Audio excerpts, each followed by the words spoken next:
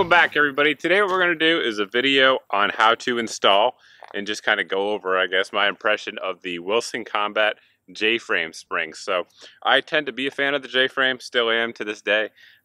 It's a gun that served a lot of folks for a long time and done so well. It obviously has its limitations. One of those, and in my opinion, for most shooters, the biggest limitation of these J-frame revolvers is the trigger. So the triggers are freakishly heavy, which we'll show you here in a second, and that tends to be designed for safety. But one thing it does, especially in this small package, is make it extremely difficult to shoot accurately at all. So the Wilson springs definitely should help with that. So what we're going to do is step inside, show you how to install them, do a couple like trigger pulls and stuff like that, and then come back out and let you know what we think of them at the end.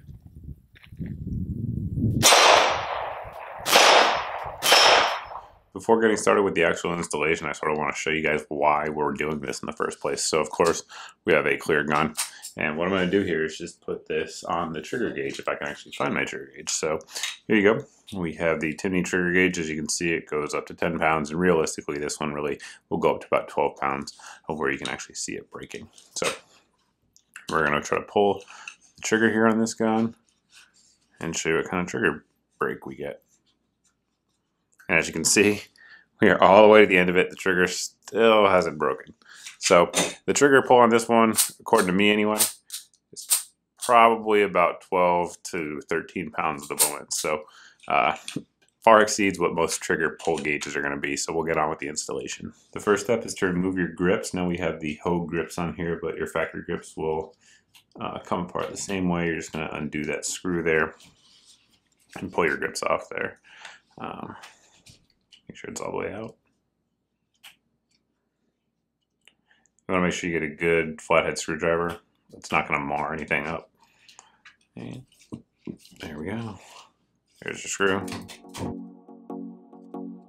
At this point, if you have a single action revolver, you're just going to pull the hammer back into the single action position, but we do not have it. We have the double action, only 442 here. So essentially on this little rod right here going through the hammer spring, there's going to be a little hole in it. So what I'm going to do is actually zoom in so you guys can see that a little bit better, and hopefully it'll focus there. And you sort of have to stage the trigger. So double action one, you just have to stage it, and I'm just going to pull it so you can see it. But when you get all the way to the rear there, you can see that little one hole sort of just poked out. And at that point, what you're going to do is the easiest way is probably a paper clip you put in there. We also have just a little pin here that I have just kicking around the house, but either way, you're just going to stage it and put something in there to retain the pressure. Take the pressure off the spring, I should say. So as soon as you can see it, you're just going to want to sort of put it in there. Of course, it's kind of difficult when you have such a heavy trigger like we already showed you, but we got to poke it through. And there you go. So what that does is it takes the pressure off the spring, and you can just lift that spring right out. Now we're going to take the side plate off of our revolver here. Again, you want to make sure you have a good screwdriver. It's sort of non-marring. I know there are some gunsmithing specific ones. This one here is like a watch set I think I have from Cobalt. Now that we've got all those screws out, you want to take them out, and you want to keep in mind where they went in terms of the order, because they do go in sort of specific places. So I just kind of keep them in order on my little workbench here. So we'll take those out.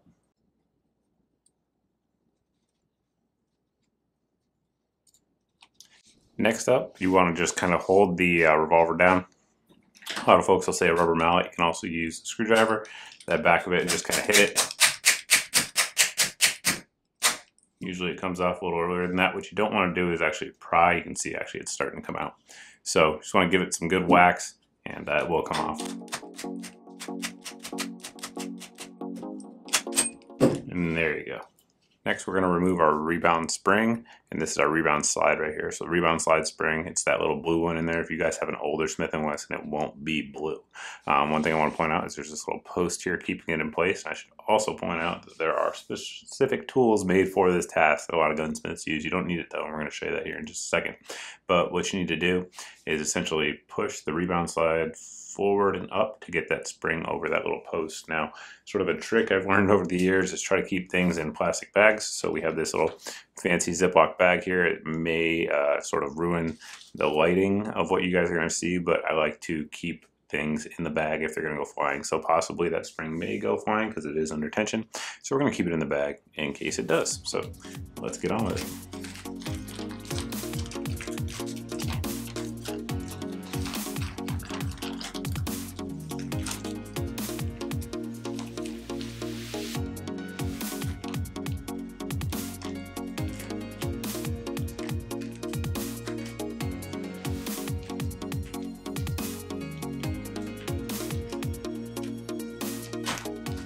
There we go. Now we're going to start replacing the springs. Now that we have it out, we have the 14, 13, and 15 pound springs respectively from Wilson Combat, and the hammer spring is down here on the bottom. So I'm going to use the 14 pound one. The 13 pound is going to give you a little bit of a lighter pull, 15 pound a little bit heavier, all much nicer than the factory. So take that out of there, move that aside, and you can see how those two springs kind of look. There's a little bit more gap between the coils on the Wilson one, and we'll set this blue one off to the side. Now what we're going to do is take a look at this little piece. Is the piece that came out. Now you can see here we have a hole for the spring. It's going to go in there, and we're going to fit it back in the gun. We're going to have to compress the spring while we do that, and you also want to make sure that this little knob piece there slides back in the back side of the trigger. Just like that. Now we're just going to compress that spring down. Hopefully it doesn't go flying, and just push it right back down. Again, that tool does seem to work wonders with this, guys, but if you don't have it, you'll be all right. There you go, all the way back in place. Time for the hammer spring now, and this one's still under tension. Now we have to be very careful when you lift this off. This little cut piece there could go flying, so again, just be mindful of that as you're doing it yourself. Here's the Wilson Combat spring, and if you guys have older J-frames, this piece is going to be metal. It's sort of one of the things that Smith Wesson has cut costs on. Is that little piece right there, so we're going to set that off to the side. And here's how the two springs compare again, just so you guys can see them side by side. It's a little bit longer on the factory one. We will set that off to the side and put our new Wilson Combat one on there. Same thing, we're going to put the little cut back over it and then find the hole. If we can get it down. And put the pin through the hole just like when we took it out. Next step, of course, is to reinstall the hammer spring, and this piece here, you can see it is going to go right into this little slot on the back of your hammer. So slide that up in there, and then at this point, we're just going to take this out. It's going to jump a little bit, just like that. Now we're going to put our side plate on and test it out. The moment of truth, I suppose, we're going to pull the trigger and actually see what kind of reading we get. So, first pull there was just over 10 pounds, but again, the last one wouldn't break at all. So, we'll try to pull it a couple more times. And right at 10 pounds. Again, if you guys use that 13 pound spring, it'll be a little bit lighter. And just under 10 pounds on that one. One more for good measure. And again, 9.5, almost 10 pounds. So certainly not lightening it to the point that it's a hair trigger at all, but the smoothness of it as well is just much, much better. Especially towards the back when you're sort of rolling your trigger finger, if you will. Right about here on, it's super smooth. That's really where I noticed it the most in terms of upgrading those.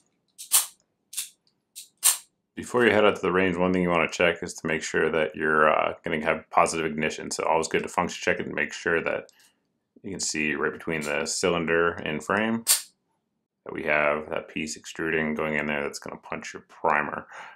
So you always want to make sure that's going in, and then of course when we release it, that it goes away. So that's what you're looking for. Just making sure everything's back together as it should be. Since we've installed those sights, we have approximately 120 rounds through this particular gun. 0 light strike issues. Now, one thing I should just kind of point out is that if you do, for whatever reason, have light strikes or fear that you're going to have light strikes, you can just leave the original hammer spring and reduce the other spring, the weight on that. It will still help the trigger, just not as much.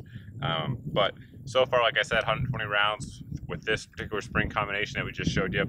0 light strikes. It doesn't even look like there's any, you know, light primer strikes that are firing or anything like that when you inspect the brass. So seems to be no issues at all, which is certainly a good thing. But you definitely want to test your gun if you're going to use it for defensive purposes with those non-factory springs for sure. So that's pretty much it, guys. Those are the springs. Real good price point they come in at. We'll put a link down below in the video description for those who want to pick them up. But that's pretty much it. Simple product, and if you're interested in it, they make a world of difference. Again, there's going to be a debate down below in the comments section about using these springs on carry guns. You guys go ahead and do so and debate that down below. But if you're looking for a little bit of a lighter pull, that's going to get you better accuracy and ensure that you might hit what you're shooting at better. Definitely something to look at. So we'll put these rounds down range, and we'll see you guys in the next video.